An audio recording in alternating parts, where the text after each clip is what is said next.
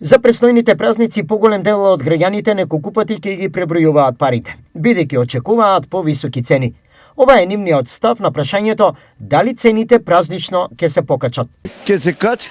Ќе има нови цени. Покачување за новата година мора да има.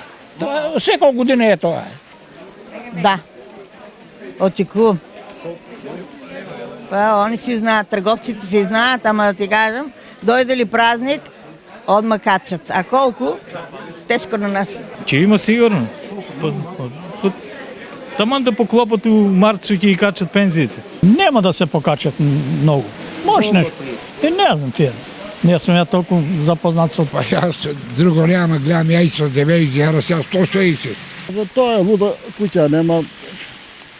Разберем се овој народ. Не очекуваме. Не. Исто да Па исто ќе биде. Паралелно, граѓаните, односно пензионерите, длабоко се загрижени и вознемирени од најавите дека е можно Уставниот суд да го укине пензиското линеарно покачување. Нивните реакции се следниве. катастрофа ќе биде. Ние пензионерите да преживуваме. Ќе укинема, ќе изгубат сите. Ја мислам дека тоа е најлошо што може да биде. Тоа бедните раѓа, те наваќи укину. Тоа е лошо за пензионерите, ние со 20.000, што може да земеме ништо? Тоа не е правилно бе. Пензионерите што ќе прават тие со ниски пензии? Неубаво.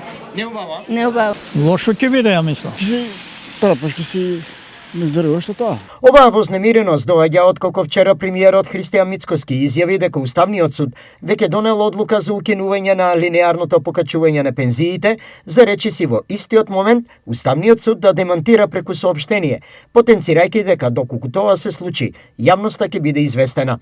Линеарното покачување на пензионерите во рок од неполна година им донесе по 5000 денари и значително им го подобри стандардот.